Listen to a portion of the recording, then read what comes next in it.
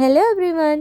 இன்னைக்கு இந்த வீடியோவில் நாம் பி வேர்ப்ஸான ஆம், இஸ், ஆவை வைத்து கேள்வி கேட்கும் போது எவ்வாறு ஷார்ட் ஆன்சர் அதாவது சுருக்கமாக விடையளிக்கலாம், கம்ப்ளீட் ஆன்சர் அதாவது முழுமையாக எவ்வாறு விடையளிக்கலாம் என்பதையும் பார்ப்போம்.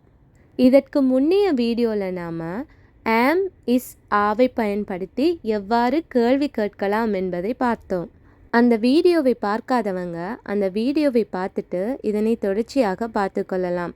அப்போதான் ஆமிசாவை வைத்து எவ்வாறு கொஸ்டின் அமைக்கலாம் என்ற ஐடியா உங்களுக்கு வரும். ஆமிசாவை வைத்து எவ்வாறு கொஸ்டின் எழுதலாம் என்பது தெரிந்திருந்தாலே அந்த கொஸ்டினுக்கு ஆன்சர் பண்ணுற விதமாக இந்த வீடியோவில் நம்ம படிக்க போகிறத நீங்கள் ரொம்ப ஈஸியாகவே விளங்கி கொள்ளலாம். லாஸ்ட் வீடியோவில் நாம் கொஸ்டினுக்கு மாற்றிய அதே எக்ஸாம்பிள் சென்டென்சஸை தான் இங்கே அதற்கு எவ்வாறு ஆன்சர் பண்ணலாம் என்பதை பார்ப்போம். அந்த எக்ஸாம்பிள் சென்டென்சஸ் என்ன? I am a teacher, he is a good friend, you are pretty, they are clever, the coconut tree is tall, Mary and Sophia sisters. இவற்றை நாம் எவ்வாறு கொஸ்டினுக்கு மாற்றினோம்? am I a teacher, is he a good friend, are you pretty, are they clever, is the coconut tree tall, are Mary and Sophie sisters. எவ்வாறு ஏமிசாவை வைத்து கொஸ்டினுக்கு மாற்றலாம் என்பதை லாஸ்ட் வீடியோவில் நாம் பார்த்தோம். அதை பார்க்காதவங்க பார்த்து கொள்ளுங்க. ஃபர்ஸ்ட் கொஸ்டினான am I a teacher என்பதற்கு எவ்வாறு ஆன்சர் பண்ணலாம் என்பதை பார்ப்பதற்கு முதல் ஒன்றை ஞாபகத்தில் வைத்து கொள்ளுங்க. am, is, ஆவை வைத்து கொஸ்டின் கேட்கும் போது அதற்கு வரக்கூடிய ஆன்சர் எஸ் ஆம் அல்லது நோ இல்லை என்று வரும். எவ்வாறு வரும் என்பதை ஒவ்வொன்றாக பார்ப்போம். am I a teacher, நான் ஒரு ஆசிரியரா என்ற கொஸ்டினை எடுத்துக்கொண்டால் இதனை இரண்டு விதமாக பார்க்கலாம். எவ்வாறென்றால் நாமே நம்மிடம் கேள்வி கேட்கும் போது am I a teacher, நான் ஒரு ஆசிரியரா என்று நாமே நம்மிடம் கேட்டுக்கொள்ளலாம். இப்போ உதாரணமாக நம்ம யோசிக்கும் போது நம்மளோட மைண்டில் நம்ம கேட்டுக்கொள்வோம் தானே, நான் ஒரு ஆசிரியரா அப்படின்னு சொல்லி கேட்கும் போது அது முதலாவது விதமாக எடுத்துக்கொள்வோம். என்ன, நாமளே நம்மிடம் கேள்வியை கேட்டுக்கொள்வது. இன்னொரு விதமாக பார்த்தால் am I a teacher அப்படின்னு உங்கள்கிட்ட நான் கேட்டுக்கொள்கிற மாதிரி, நான் ஒரு ஆசிரியரா அப்படின்னு எனக்கு முன்னுக்கு இருக்கிறவங்கள்ட்ட நான் கேட்டுக்கொள்ளும் போது, அப்போது இந்த இரண்டு சந்தர்ப்பத்திலையும் நம்ம எவ்வாறு பதில் அளிக்கலாம் அப்படிங்கிறத பார்ப்போம். நம்மிடம் நாமே கேட்டுக்கொள்ளும் போது இப்போ நாம் தான் பதில் கூற போகிறோம். அப்போ நம்ம ஆன்சர் பண்ணும்போது எப்படி சொல்லலாம்? நான் அப்படிங்கிற வார்த்தையை தான் நம்ம யூஸ் பண்ணுவோம். ஸோ நான் ஒரு ஆசிரியர் என்று சொன்னால் எஸ், அதை ஃபஸ்ட்டுக்கு எப்போவுமே ஆமிசாவை வைத்து கொஸ்டின் கேட்கும் போது எஸ் அல்லது நோ அப்படிங்கிற ஆன்சரை கொடுத்துட்டு தான் ஏனி ஆன்சரை நம்ம கொடுப்போம். இப்போது நான் ஒரு ஆசிரியர் தான் அப்படின்னு நான் சொல்கிறேன்னு சொன்னால் அதை ஷார்ட்டாக சொல்கிறதுக்கு எஸ் ஐ ஆம் அவ்வளோதான் நம்ம சொல்லுவோம். என்ன செய்கிறோம்? நம்ம சப்ஜெக்ட் ப்ரொனவுனான ஐக்கு அருகில் ஏமை எழுதினோம்னு சொன்னால் ஓகே, எஸ் ஐ ஆம் அப்படிங்கிறது தான் ஷார்ட் ஆன்சர். அதே இதை நம்ம ஃபுல் ஆன்சராக கொடுக்க போகிறோம்னு சொன்னால் வளமையாக நம்ம ஒரு சென்டென்ஸ் ஒரு வாக்கியத்தை எவ்வாறு அமைப்போமோ அதே முறையில் தான் எஸ் அல்லது நோவை சேர்த்து ஃபுல் ஆன்சராக கொடுப்போம். am I a teacher அப்படிங்கிறத நம்ம ஒரு சென்டென்ஸாக மாற்றும் போது என்ன நடக்கும்? am அப்படிங்கிறது ஐக்கு அருகில் சென்று I am a teacher என்று வரும். எப்படி ஐக்கு அருகில் am வரும் அப்படின்னு உங்களுக்கு விளங்கலன்னு சொன்னால் அது பற்றி நம்ம ஏமிசாவை வைத்து எவ்வாறு சென்டென்ஸ் எழுதுவது அப்படிங்கிற வீடியோ நான் முதல்ல அப்லோட் பண்ணிக்கிறேன். பார்க்காதவங்க பார்த்துக்கொள்ளுங்க. ஸோ இப்போ அந்த ஐ எம் அ டீச்சர் அப்படிங்கிற ஃபுல் சென்டென்ஸோட எஸ்ஸை நம்ம சேர்த்தோம்னு சொன்னால் இந்த கேள்விக்குரிய ஃபுல் ஆன்சர் வந்துடும். எவ்வாறு வரும்? Yes I am a teacher. அப்போது நம்ம ஆசிரியர் இல்லை அப்படின்னு சொன்னால் எப்படி கூறலாம்? இல்லை அப்படின்னு சொல்கிறோம்னு சொன்னால் ஒரு கருத்திற்கு எதிராக கூறுகிறோம். அப்போ நம்ம அதை என்ன சொல்லுவோம்? நம்ம நெகட்டிவ் அப்படின்னு சொல்லுவோம். நம்ம முன்னரே வீடியோவில் நம்ம என்ன பார்த்திக்கோம்? நெகட்டிவ் அப்படின்னு நம்ம சொல்ல போகிறோம்னு சொன்னால் நாட் அப்படிங்கிற வேர்டை நம்ம சேர்த்து தான் நெகட்டிவாக மாற்றுவோம். அப்போ இங்கேயும் அதே தான், நம்ம இல்லை அப்படின்னு சொல்கிறதுக்கு நம்ம நெகட்டிவாகத்தான் அந்த சென்டென்ஸை மாற்றி கூறப்போகிறோம். அப்போ எவ்வாறு வரும்? நான் ஆசிரியர் இல்லை அப்படிங்கிறத ஷார்ட்டாக சொல்கிறேன்னு சொன்னால் ஃபர்ஸ்ட்டுக்கு நம்ம என்ன சொல்லணும்? இல்லை அப்படிங்கிறதுக்கு நோ அப்படின்னு சொல்லணும். நோ அப்படின்னு சொன்னதுக்கு பிறகு ஐ ஆம். அப்போ நாட் எங்கே நம்ம சேர்ப்போம்? அந்த ஆமுக்கு அருகில் தான் நாம் நாட் வந்து சேர்ப்போம். அது எவ்வாறு நம்ம நெகட்டிவ்க்கு மாற்றலாம் என்பதையும் பற்றி வீடியோ அப்லோட் பண்ணிக்கிறேன். பார்க்காதவங்க அதையும் பார்த்துக்கொள்ளுங்க. அப்போது ஆமுக்கு அருகில் நாட் சேர்த்தோம்னு சொன்னால் ஷார்ட்டாக நோ ஐ ஆம் நாட் அப்படின்னு சொல்லுவோம். அதே இது நம்ம ஃபுல் ஆன்சராக கொடுக்கும் போதும் அதே இது தான். No I am not a teacher அப்படின்னு ஆமுக்கு அருகில் நாட்டை சேர்த்து நாட் அ டீச்சர் அப்படின்னு சொல்லுவோம். இங்கே ஒரு விடயத்தை கவனித்தீங்கன்னு சொன்னால் எஸ் அல்லது நோ எழுதும் போது எஸ் அல்லது நோக்கு அருகில் கொமா அப்படிங்கிறத நம்ம எழுதிட்டு தான் ஏனைய ஆன்சரை வந்து கொடுக்கணும். இப்போ முதலாவது சந்தர்ப்பத்தில் நம்மள்கிட்ட கேட்டுக்கொள்ளும் போது நமக்கே நாம் ஆன்சர் பண்ணுற விதமாக ஐ அப்படிங்கிறத யூஸ் பண்ணி நம்ம சொல்கிறோம். இரண்டாவது சந்தர்ப்பமாக நான் எனக்கு முன்னுக்கு உள்ளவர் அல்லது உள்ளவர்களிடம் கேட்கும் போது அவர் அல்லது அவர்கள் எனக்கு எவ்வாறு பதில் கூறுவார்கள் என்பது வைத்து தான் நம்ம இந்த ஆன்சரை பார்க்க போகிறோம். உதாரணமாக இப்படி வைத்துக்கொள்வோம். நான் இப்போது உங்களிடம் கேட்டுக்கொள்கிறேன், எம் ஐ எ டீச்சர்? நான் ஒரு ஆசிரியரா அப்படின்னு கேட்கிறேன். அதற்கு நீங்கள் எவ்வாறு பதில் கூறுவீர்கள்? நீங்கள் என்னை பார்த்து கூறும்போது யூ அப்படிங்கிற சப்ஜெக்ட் ப்ரொனவுனை வைத்து தான் எனக்கு ஆன்சர் பண்ணணும்.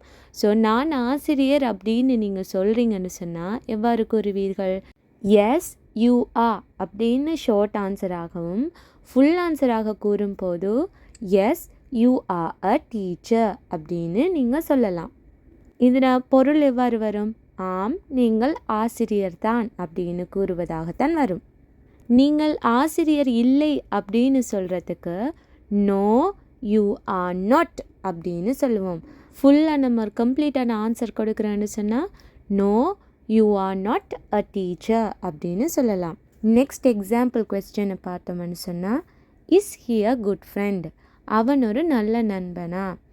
இப்போது அவன் ஒரு நல்ல நண்பன் அப்படின்னு சொன்னால் முதல்ல நாம் எஸ் அப்படின்னு சொல்லுவோம். அதற்கு பிறகு என்ன சொல்லணும்? ஹீக்கு அருகில் இஸ்ஸை கொண்டு வந்து எஸ் ஹீ இஸ் அப்படின்னு ஷார்ட்டாக கூறலாம். முழுமையாக ஃபுல் ஆன்சராக கொடுக்குறான்னு சொன்னால் S he is a good friend அப்படின்னு சொல்லுவோம். அவன் நல்ல நண்பன் இல்லை என்று சொல்லுவதற்கு ஷார்ட்டாக நோ ஹீ இஸ் நாட் அப்படின்னு சொல்லுவோம். முழுமையான ஃபுல் ஆன்சராக no he is not a good friend அப்படின்னு சொல்லலாம். Next question, are you pretty? நீங்கள் அழகானவரா? இந்த கேள்வியையுமே நாம் ஃபர்ஸ்ட் கொஸ்டினை 2 விதமாக பார்த்தது போல் இதையும் பார்க்கலாம். முதலாவது சந்தர்ப்பத்தில் நாமே நம்மளை கண்ணாடியில் பார்த்து ஆர் யூ பிரிட்டி? நீ அழகானவரா அப்படின்னு கேட்டுக்கொள்ளலாம். அதற்கு நாம் என்ன சொல்லலாம்? நம்மளை கண்ணாடியில் பார்க்கும்போது ஆம், நீ அழகானவர் தான் அப்படின்னு நம்மளை பார்த்து சொல்லலாம். அப்போ நீ அப்படின்னு யூஸ் பண்ணுறதுக்கு யூ அப்படிங்கிறத தான் யூஸ் பண்ணும். அப்போ ஷார்ட்டாக சொல்லும் போது எஸ் யூ ஆர் அப்படின்னு சொல்லலாம். அதே இது முழுமையாக எஸ் யூ ஆர் பிரிட்டி அப்படின்னு சொல்லுவோம். நீ அழகானவர் இல்லை அப்படின்னு நாமளே கூறும்போது நோ யூ ஆர் நாட் அப்படின்னு கூறலாம். ஃபுல் ஆன்சராக no you are not pretty.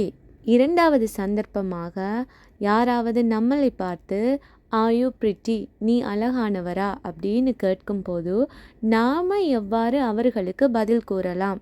உதாரணத்திற்கு இவ்வாறு வைத்துக்கொள்வோம். நீங்கள் என்னை பார்த்து நீ அழகானவரா அப்படின்னு கேட்கிறீர்கள். அதற்கு நான் எவ்வாறு உங்களுக்கு பதில் கூறலாம்? நான் என்று வருவதற்கு ஐ என்கின்ற சப்ஜெக்ட் ப்ரொனவுன்ஸ் தான் இங்கே யூஸ் பண்ண போகிறோம். ஆம், நான் அழகானவர் தான் என்று கூறுவதற்கு எஸ் ஐ ஆம் அப்படின்னு ஷார்ட்டாகவும் எஸ் ஐ ஆம் பிரிட்டி என்று ஃபுல் ஆன்சராகவும் சொல்லலாம். நான் அழகானவர் இல்லை என்று கூறுவதற்கு நோ ஐ ஆம் நாட் என்று ஷார்ட்டாகவும் no I am not pretty என்று முழுமையான ஆன்சராகவும் கொடுக்கலாம். நெக்ஸ்ட் கொஸ்டினான ஆர் தே கிளவர்? அவர்கள் கெட்டிக்காரர்களா என்று கேட்டால் ஆம், அவர்கள் கெட்டிக்காரர்கள்தான். Yes they are. அல்லது எஸ் they are clever. அவர்கள் கெட்டிக்காரர்கள் இல்லை என்பதற்கு நோ they are not. அல்லது no they are not clever அப்படின்னு கூறலாம். நெக்ஸ்ட் கொஸ்டினான is the coconut tree tall?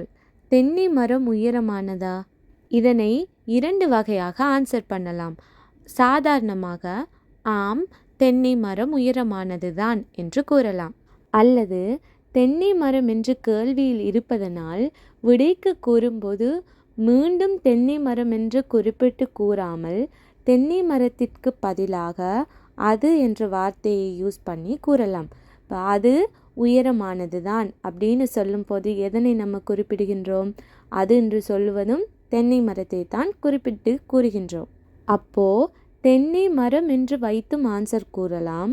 அல்லது தென்னை மரம் என்று மீண்டும் மீண்டும் கூறாமல் அது என்ற வார்த்தையை யூஸ் பண்ணி கூறலாம். அது அப்படின்னு சொல்லுவதற்கு இங்கிலீஷில் நாம் இட் என்று கூறுவோம். தென்னை மரத்தினை வைத்து ஆன்சர் கூறப் போகின்றோம் என்று சொன்னால் ஆம் தென்னை மரம் உயரமானது தான் என்று கூறுவதற்கு yes the coconut tree is அப்படின்னு சொல்லுவோம். அல்லது yes the coconut tree is tall என்று கூறலாம். தென்னை மரத்திற்கு பதிலாக அது என்று குறிப்பிட்டு கூறுவோம் என்று சொன்னால் இட் என்ற சப்ஜெக்ட் ப்ரொனவுனை யூஸ் பண்ணி கூறலாம். எஸ் இட் இஸ் அல்லது எஸ் இட் இஸ் டால். அப்போது இங்கே இட் என்று குறிப்பிடுவதும் கூட தென்னை மரம் த coconut tree தான் குறிப்பிட்டு கூறுகின்றது. இதனை நெகட்டிவாக கூறப்போகின்றோம் என்று சொன்னால் தென்னை மரம் உயரமானது அல்ல அப்படின்னு சொல்கிறதுக்கு no the coconut tree is not அல்லது no the coconut tree is not tall அப்படின்னு கூறலாம். இட் என்பதை பயன்படுத்தி கூறுவதென்றால் நோ இட் இஸ் நாட் அல்லது no it is not tall. Last கொஸ்டினான மேரி அண்ட் சோஃபி சிஸ்டர்ஸ்?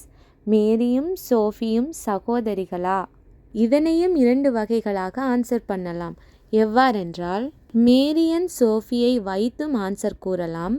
அல்லது மேரி அண்ட் சோஃபிக்கு பதிலாக அவர்கள் என்று கூறக்கூடிய தே என்கின்ற சப்ஜெக்ட் ப்ரொனவுனை யூஸ் பண்ணியும் நம்ம ஆன்சர் கூறலாம். ஆம் மேரியும் சோஃபியும் சகோதரிகள் தான் என்று கூறுவதற்கு எஸ் மேரி அண்ட் சோஃபி என்று அல்லது yes Mary and Sophie are sisters என்றும் கூறலாம்.